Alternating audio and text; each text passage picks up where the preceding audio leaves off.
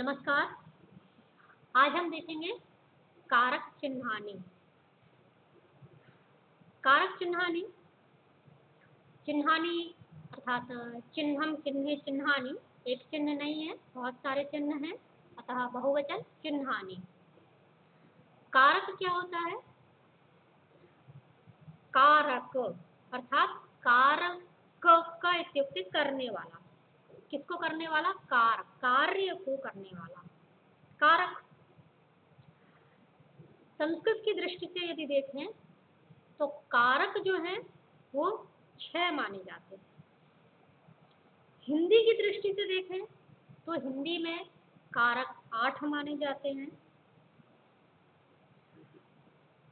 किंतु संस्कृत में 6 कारक क्यों माने जाते हैं, 2 कारक क्यों छोड़ दिए जाते हैं, उसको भी समझते हुए आज हम सारे कारकों के विषय में अर्थात 8 कारक जो हैं, हिंदी की दृष्टि से 8 कारक हैं, उनको देखेंगे, उनके विषय में समझेंगे और ये भी समझेंगे कि संस्कृत में 2 कारक क्यों छोड़ दिए जाते हैं, उन्हें कारक क्यों नहीं माना जाता है। तो सबसे पहले तो कारक की परिभाषा को समझेंगे। कारक अर्थात जो कार्य को करता है, या ये भी कह सकते हैं कि जिसका सीधा संबंध कर्ता से होता है अथवा जिसका सीधा संबंध क्रिया से होता है, वो कारक कहलाता है। क्योंकि किसी भी कार्य को करने के लिए सबसे पहले जो आवश्यकता होती है वो होती है कर्ता की। कर्ता की आवश्यकता होती है। कर्ता करता है या कर्ता ने किया, क्या किया? कर्म को। कर्ता ने क्या किया? कर्म को। इसी क्रम में हम आगे देखते जाएंगे कि क्या किया, कैसे किया, क्यों किया, ये सभी प्रश्न होते हैं। ये कारकों में किस प्रकार से कारक हैं, क्या उसके चिन्ह हैं, इन सभी को एक एक करके हम देखेंगे यहाँ पर। तो कारक चिन्हानी में सबसे पहले ये समझते हैं कि क्या क्या हम देखने वाले हैं। इसमें देखेंगे हम विभक्ति, कारक, चिन्ह और उदाहरण। विभक्ति क्या होती है? कुछ लोग पूछते हैं, महोदय ये विभक्ति क्या होती है, ये कारक क्या होते हैं? तो विभक्ति को हम इस प्रकार से समझेंगे जैसे क्रम संख्या, क्रमांक। प्रथमा विभक्ति अर्थात पहला क्रमांक, पहली क्रम संख्या। द्वितीया विभक्ति दूसरा क्रमांक, द्वितीय क्रम संख्या। इसी प्रकार से तृतीया, चतुर्थी, पंचमी, षष्ठी। विभक्ति जो कि स्त्रीलिंग पद है, अतः यहाँ पर प्रथमा, द्वितीया, तृतीया स्त्रीलिंग शब्दों का प्रयोग किया जाता है जो पूर्ण प्रत्ययांत हैं। और पूर्ण प्रत्यय के विषय में फिर कभी चर्चा करेंगे। इतना समझ लीजिए कि विभक्ति स्त्रीलिंग पद है, उसी प्रकार से यहाँ पर जो प्रथमा, द्वितीया, तृतीया का प्रयोग किया गया, प्रथम, द्वितीय, तृतीय का प्रयोग नहीं किया गया है। तो जैसे सबसे पहले प्रथमा अर्थात पहला क्रमांक, पहला क्रमांक पे क्या आने वाला है? कारक अर्थात कार्य को करने वाला। कौन होगा? कर्ता। कर्ता कार्य करता है। कार्य अपने आप तो संपादित होगा नहीं, कोई ना कोई करने वाला चाहिए। कौन करेगा? जो करेगा, जो करता है वो करता है। जो कार्य को कर रहा है वही करता है। कर्ता ने किया, कर्ता ने पढ़ा, कर्ता ने सुना, कर्ता ने बोला, कर्ता ने देखा। बालिका, बालिका ने पढ़ा, बालिका ने देखा, बालक ने देखा, मैंने देखा, उसने देखा, तुमने देखा, आपने देखा, वह देखता है। तो कर्ता जो है, इसमें जो चिन्ह होता है वो होता है ने। ने चिन्ह, किंतु जैसे अभी मैंने बताया, वह पढ़ता है, वह पढ़ेगा। इसमें ने चिन्ह का प्रयोग नहीं हुआ। वह पढ़े, यहाँ पर भी ने चिन्ह नहीं आया है, किंतु उसने पढ़ा, तुमने पढ़ा, बालक ने पढ़ा, बालिका ने पढ़ा, अर्थात जो भूतकाल की क्रिया है वहां पर हमें ने चिन्ह दिखाई देता है कर्ता के साथ। तो इसका मतलब ये नहीं है कि ने चिन्ह होगा तभी हम प्रथमा विभक्ति लगाएंगे, चिन्ह नहीं होगा तो प्रथमा नहीं लगाएंगे, ऐसा नहीं है। चिन्ह नहीं है तो भी समझ लीजिए कि विभक्ति प्रथमा ही है, कोई भी चिन्ह नहीं है तो प्रथमा ही है। अब चाहे वो चिन्ह गुप्त रूप में हो, छिपे रूप में हो, चाहे स्पष्ट रूप में हो, चिन्ह यदि है अथवा नहीं है तो हम यहाँ पर प्रथमा विभक्ति मानेंगे। प्रथमा विभक्ति बालिका, रामः, बालकः, गुरुः, कोई भी हो सकता है, अहम, त्वम। अब अगला आता है द्वितीय विभक्ति अर्थात द्वितीय क्रमांक। द्वितीय क्रमांक में क्या आवश्यक है? कर्ता ने किया, क्या किया, किसको किया, कर्म को। कर्ता ने पढ़ा, क्या पढ़ा, किसको पढ़ा, पुस्तक को। कर्ता ने देखा, क्या देखा, किसको देखा, चित्र को। तो को चिन्ह की बात यदि हम करें तो वह चित्र देखता है, तो वह चित्र देखता है, कोई चिन्ह नहीं दिख रहा है यहाँ पर, लेकिन जो चिन्ह है वो छिपे रूप में वहां पर उपस्थित है। जैसे मैंने पहले कहा था कि वो चाहे गुप्त रूप में हो चाहे स्पष्ट रूप में हो, चिन्ह होना चाहिए। जहाँ चिन्ह होगा, इस शब्द के आगे जो चिन्ह होगा उसमें वही विभक्ति लगेगी, अर्थात वही कारक माना जाएगा। तो कर्ता करेगा, क्या करेगा, करे, पुस्तक पढ़ेगा, पढ़ेगा क्या पढ़ेगा, पुस्तक पढ़ेगा, किसको पढ़ेगा, पुस्तक को पढ़ेगा। तो को चिन्ह चाहे स्पष्ट रूप में हो चाहे छिपे रूप में हो। प्रथमा विभक्ति कर्ता, क्योंकि कर्ता सबसे पहले आवश्यक है, कर्ता नहीं होगा तो कार्य संपादित नहीं होगा, इसलिए पहला स्थान कर्ता को दिया गया है। दूसरा स्थान कर्म को, क्यों? क्योंकि कर्ता कर रहा है, क्या कर रहा है, कर्म कर रहा है, कर्म आवश्यक है। वह पढ़ रहा है, क्या पढ़ रहा है, पुस्तक पढ़ रहा है, पुस्तक को पढ़ रहा है। खा रहा है, क्या खा रहा है, फल को खा रहा है।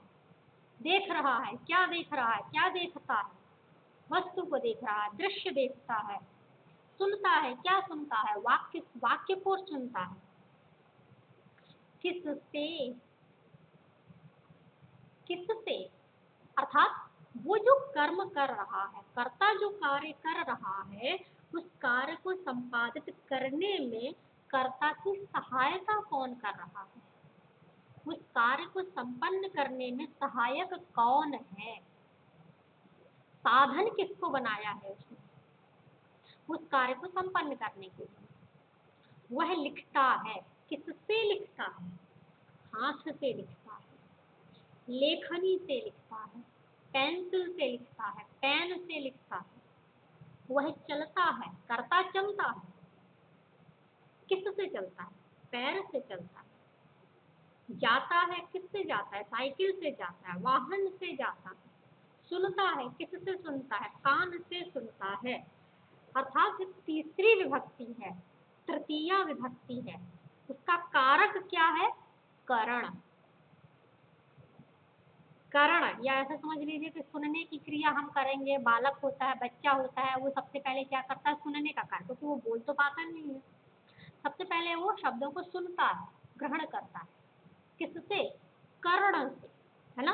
तो कर्ण अथवा करण ऐसे भी हम याद रख सकते हैं कि कर्ता ने सुना वाक्य को, कर्ता ने सुना, किसको सुना, वाक्य को, किससे, कर्ण से।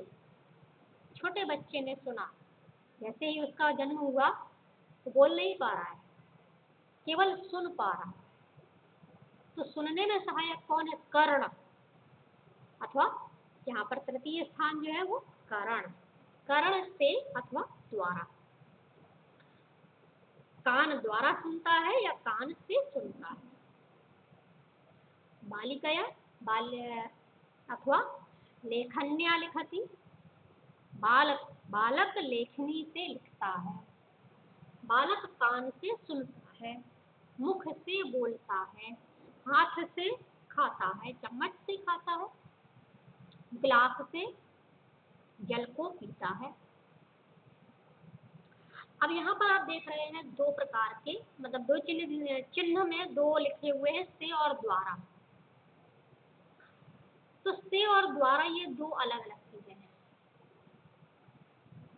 वाच्य परिवर्तन की बात करें तो उसके लिए मैं अलग से एक वीडियो बनाऊंगी, लेकिन यहाँ थोड़ा सा मैं समझा देना चाह रही हूँ कि वाच्य परिवर्तन जो होता है उसके विषय में यदि बात करें तो वाच्य अर्थात होता है बात, अपनी बात को कहने का तरीका। परिवर्तन अर्थात परिवर्तित कह के कहना, अपनी बात को कई प्रकार से कहना, बदल परिवर्तित करके। सामान्य रूप से जब हम कहते हैं बालक पढ़ता है और बालक हाथ से लिखता है, पुस्तक से पढ़ता है, वहां पर तो से आ जाएगा, कर्ण से। लेकिन ये जो द्वारा लिखा है उसका प्रयोग होता है बालक द्वारा पढ़ा जाता है, अर्थात कर्ता द्वारा किया जाता है। कर्ता द्वारा देखा जाता है, बालिका द्वारा जाया जाता है, बालिका द्वारा साइकिल से जाया जाता है। तो बालिका द्वारा यहाँ पर भी तृतीया विभक्ति होगी और साइकिल से यहाँ भी तृतीया विभक्ति होगी। क्यों? क्योंकि बालिका द्वारा, तो द्वारा में यहाँ पर द्वारा लिखा हुआ है तृतीया विभक्ति में, तो जिसके द्वारा तृतीया लगाइए और जिससे वहां पर भी तृतीया। बालिकाया द्विचक्रिकया गम्यते। तो वाक्य परिवर्तन के लिए मैं अलग से एक वीडियो बनाऊंगी, वहां इस पर थोड़ा विस्तार से चर्चा करेंगे। अभी ये जो से और द्वारा का जो अंतर है वो यही समझिए कि से अर्थात करण से, साधन से, और द्वारा अर्थात कर्ता द्वारा। ये कर्मवाच्य में अलग तरह से प्रयोग किया जाता है, भाववाच्य और कर्मवाच्य में, वहां पर इसकी चर्चा करेंगे। तो द्वारा जहां होगा वहां भी तृतीया लगानी है, से जहां होगा वहां पर भी तृतीया का प्रयोग किया जाएगा। जिस शब्द के आगे चिन्ह होते हैं वह शब्द उसी कारक का माना जाएगा। जैसे ने चिन्ह है तो कर्ता कारक हुआ, को चिन्ह है तो कर्म कारक हुआ, से अथवा द्वारा चिन्ह हुआ तो करण कारक। इसके बाद कर्ता ने कर्म को किया, कर्ता ने करण से कर्म को किया, ठीक है। क्यों किया, किस लिए किया, आवश्यकता क्या थी करने की, क्या जरूरत थी, किस लिए, किसके लिए। बालक विद्यालय जाता है, बालक साइकिल से विद्यालय जाता है, बालक पुस्तक को पढ़ता है, बालक चश्मे से पुस्तक को पढ़ता है, बालक जल पीता है, बालक गिलास से जल पीता है। क्यों, किस लिए, किसके लिए, प्यास बुझाने के लिए, ज्ञान प्राप्ति के लिए, भूख मिटाने के लिए, ज्ञान बढ़ाने के लिए, विद्या प्राप्ति के लिए, किस लिए, के लिए, किस लिए। तो कारक है संप्रदान, विभक्ति अथवा क्रमांक है चतुर्थी, चौथा क्रमांक। किसी भी कार्य को संपादित करने के लिए सबसे पहले कर्ता होना चाहिए, फिर कर्म होना चाहिए, फिर तीसरा करण होना चाहिए, उसके बाद कारण अर्थात संप्रदान चतुर्थी। किस कारण से किया, क्यों किया, किस लिए किया, के लिए। सह अध्ययनस्य सः अध्ययनाय विद्यालयं गच्छति, पठनाय विद्यालयं गच्छति। तो ये चतुर्थी के विषय में मैंने एक अलग से वीडियो बनाया हुआ है, उसको आप देख सकते हैं। उसकी लिंक मैं यहाँ पर डाल दूंगी डिस्क्रिप्शन में, आप देख लीजिएगा। चतुर्थी का बहुत ही विस्तृत वीडियो बना हुआ है। आगे देखते हैं 5वां क्रमांक अर्थात पंचमी विभक्ति, अपादान कारक। अपादान कारक अर्थात से अलग होना, से अलग होने के अर्थ में से। देखिए दो से, एक है तृतीया में से, एक है पंचमी में से। तृतीया वाला जो से है वो है साधन का से। साधन, किस साधन से कार्य किया, सहायक कौन सा कार्य कर रहा है। और दूसरा वाला है अलग होने के अर्थ में। जैसे कि यदि कहें कि बालक घर से साइकिल से विद्यालय जाता है, बालक घर से साइकिल से विद्यालय जाता है, तो यहाँ दो बार से दिखाई दे रहा है, घर से और साइकिल से। अब कैसे पहचानेंगे कि कौन सा से है, किसमें लगा हुआ है। तो आपको समझना ये है कि जो बालक है वो विद्यालय जाता है, तो जब वो विद्यालय जा रहा है, जब तक वो विद्यालय पहुंच नहीं जाता तब तक साइकिल उसके साथ रहेगी। अर्थात गमन क्रिया जो वो कर रहा है, उस गमन क्रिया में साधन कौन है, साइकिल। साइकिल से जाता है, साइकिल पे बैठकर जा रहा है, जब तक वो जाएगा साइकिल उसके साथ में रहेगी, जब तक वो अपने गंतव्य तक नहीं पहुंच जाता तब तक साइकिल उसके साथ रहेगी। लिखता है, लेखनी से लिखता है, तो जब तक लिखने की क्रिया समाप्त नहीं हो जाती तब तक लेखनी उसका साधन बनी रहेगी, लिखने में सहायक बनी रहेगी। ग्लास से पानी पीता है, जब तक पानी पी नहीं लेता वो अपनी तृप्ति अनुसार, जब तक उसकी प्यास नहीं बुझ जाती तब तक ग्लास उसके पास रहेगा। किंतु वह घर से साइकिल से जाता है, तो गंतव्य तक साइकिल तो साथ रही, लेकिन क्या घर भी उसके साथ में गया, नहीं। घर से निकल करके, घर से अलग हो करके, घर को छोड़ करके साइकिल पे बैठ कर वो जाता है, साइकिल चलाते हुए साइकिल से वो विद्यालय जाता है।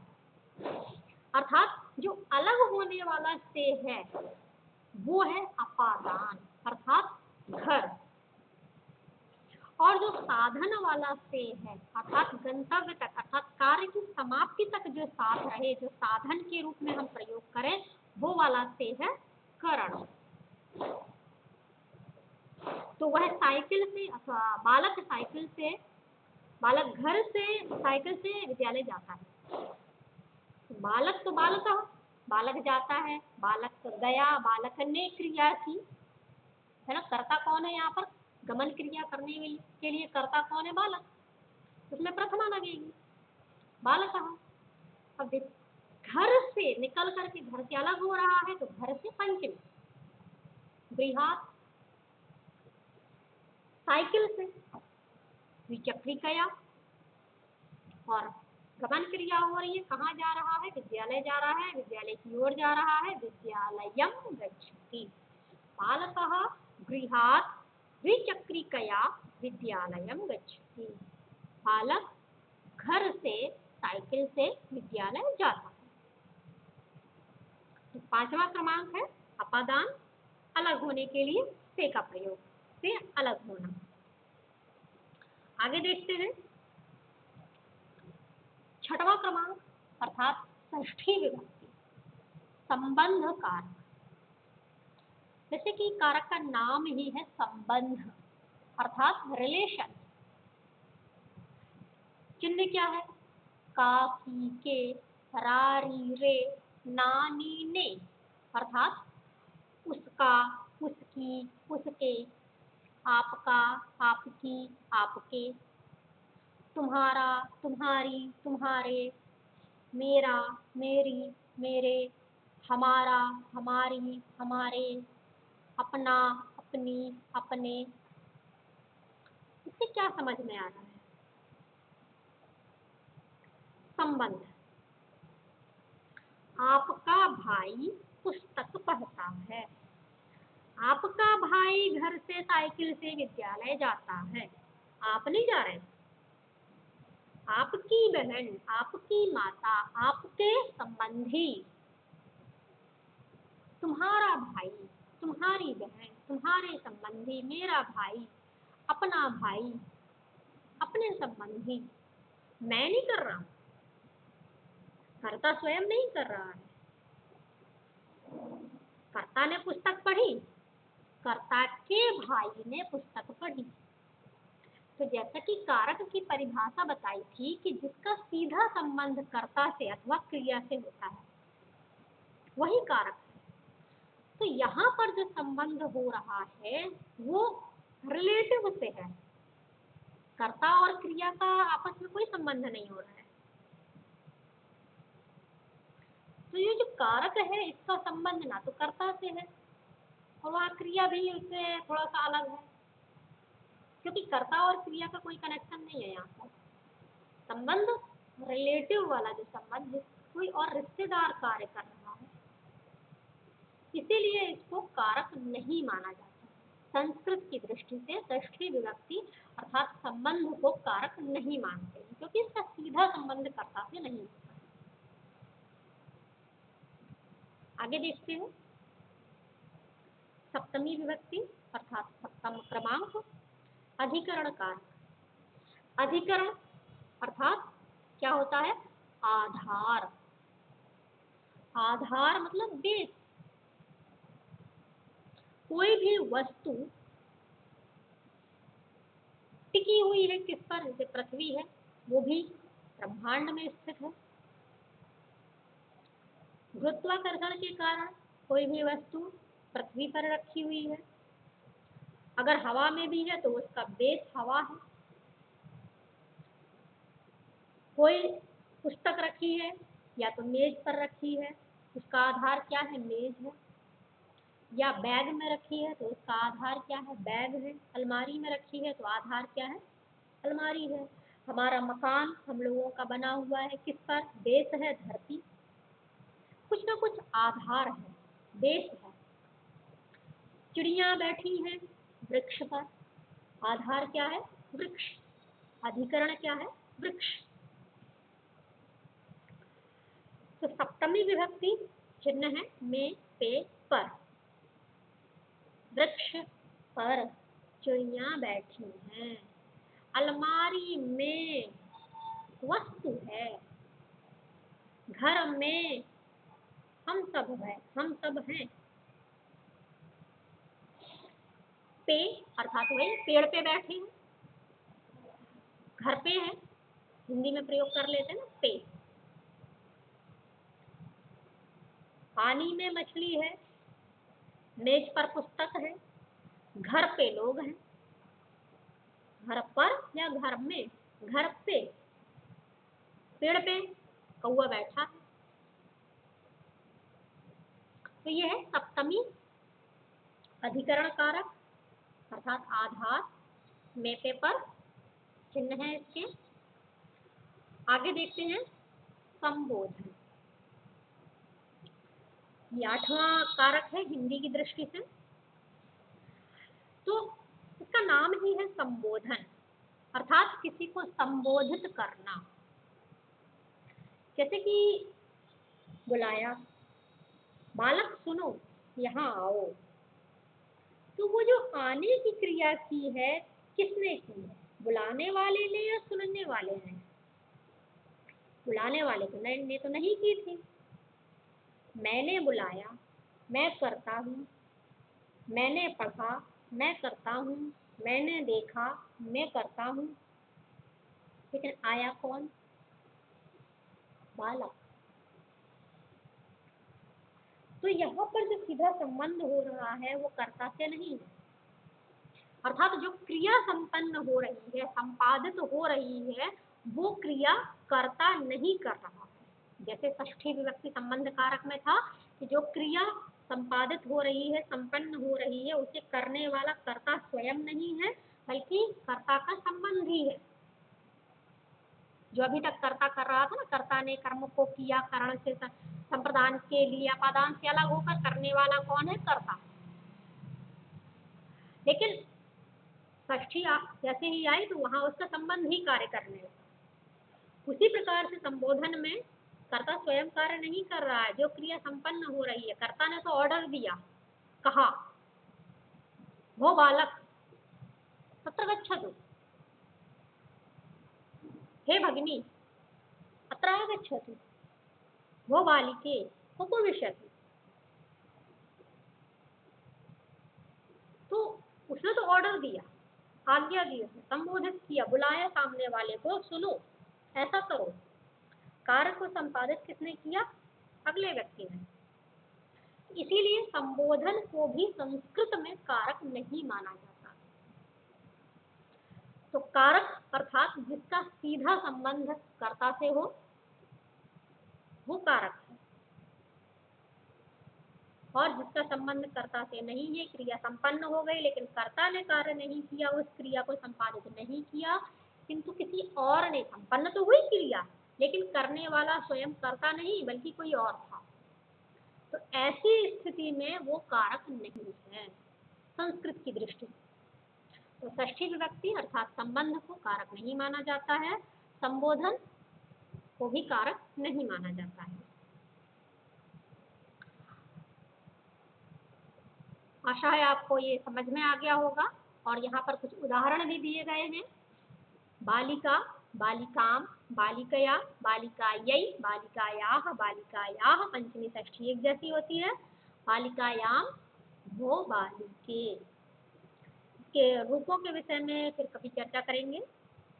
ऐसे ही बालक के रूप, ये बालिका के उदाहरण है स्त्रीलिंग के, आकारांत स्त्रीलिंग में। नपुंसकलिंग अथवा कोई भी शब्द हो, सबके एक वचन के यहाँ पर उदाहरण दिया गया है। यहाँ पर आकारांत स्त्रीलिंग का उदाहरण। धन्यवाद।